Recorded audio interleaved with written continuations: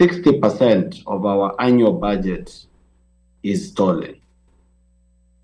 I say this very seriously because this government does not do anything, and I mean anything with capital letters, anything, unless they are looting and stealing public funds. In fact, even after we do demonstrations to reject bad governance and corruption, we still give them an opportunity to loot public funds. They allocate money towards repairing damaged infrastructure. They say when we did protests, there is some infrastructure that was damaged, and then they are able kutenga sasa tena for money to repair that infrastructure. So why should people in the diaspora care about this? Is there any way that it affects us in ways that we don't know? Morara.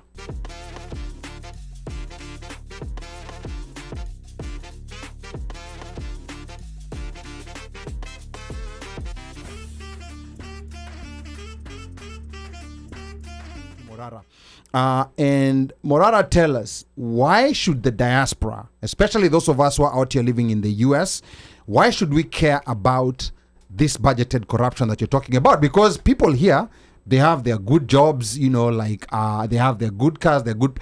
Why should people in the diaspora care about this? Is there any way that it affects us in ways that we don't know? Morara. Well, let me first make it clear that wherever you are in the world, home is home. In the end, your journey will still end back home. And on top of that, you may be in the diaspora, but I'm sure you have so many dependents back at home. People love you, people care about you. And these people are going through a lot of pain because of incompetence and because of corruption and because of theft and plunder by politicians who lack conscience of running our nation. Let me just paint the picture clearly to the people in the diaspora to understand it, and I'm going to say it in a very measured manner. I want the people in the diaspora to know that according to Morara, I can imagine that, or rather, my estimate is that about 60% of our annual budget is stolen. I say this very seriously because this government does not do anything, and I mean anything with capital letters, anything, unless they are looting and stealing public funds. In fact, even after we do demonstrations to reject bad governance and corruption, we still give them an opportunity to loot public funds.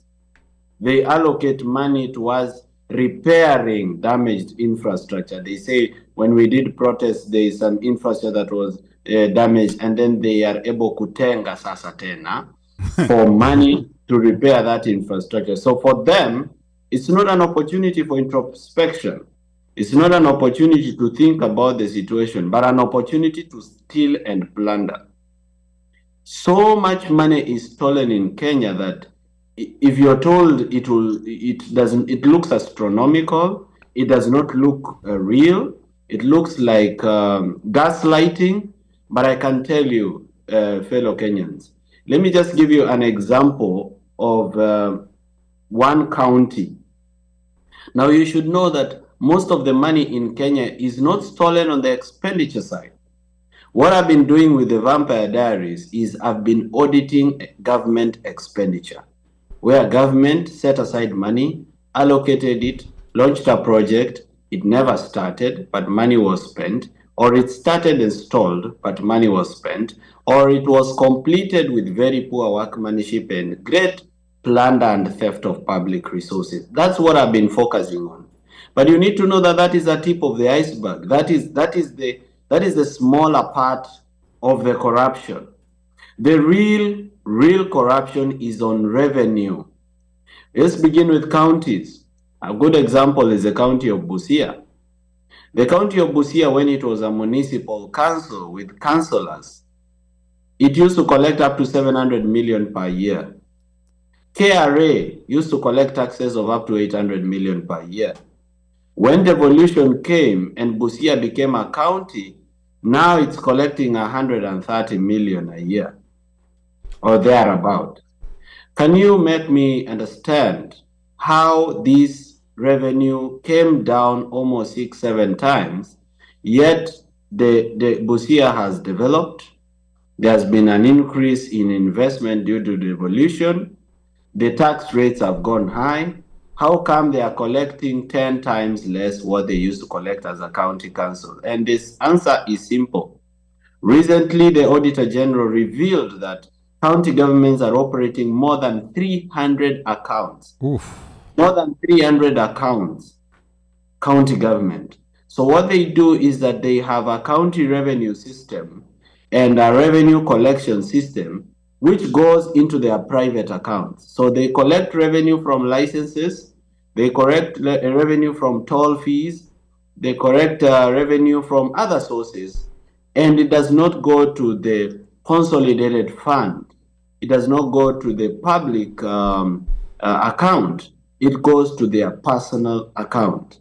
That is how they are able to afford all these things like helicopters and things that are only driven abroad by celebrities. That is how they are able to buy MCAs all the time for them to stay loyal to the governor. So if you come to the national government, money is also stolen on the revenue side more than on the expenditure side. Revenue, by that I mean, if you look at KRA, money is stolen through tax evasion. You find that there are companies in Kenya that do not pay tax or do not pay their fair share of tax because of corruption.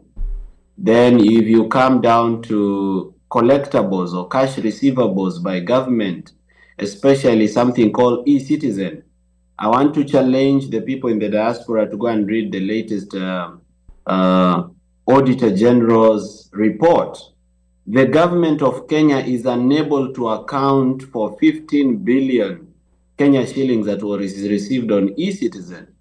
They can neither confirm nor deny whether they have the money. 15 billion, Ooh. all right? Money that is collected in Kenya, a lot of it is stolen through revenue. Now, there is also the stealing of loans, all right? There is the theft of debt, where we have fake odious debt that never landed in the consolidated fund, never landed in the accounts of the Republic of Kenya, was never for the benefit of the people of Kenya, but that debt, the people of Kenya are already paying for it with their taxes. As you've been told, currently 8 shillings out of 10 shillings is going towards repayment of debt, meaning we are in a debt distress. But this debt distress is fake and it's manufactured. I'll give you one example of how debt was stolen. You have heard of Eurobond. Now in Eurobond, what happened when these two presidents came to power, that is Uhuru and Ruto, it was the most saddest day of the life of a Kenyan, because those two people, they must be the greediest human beings alive.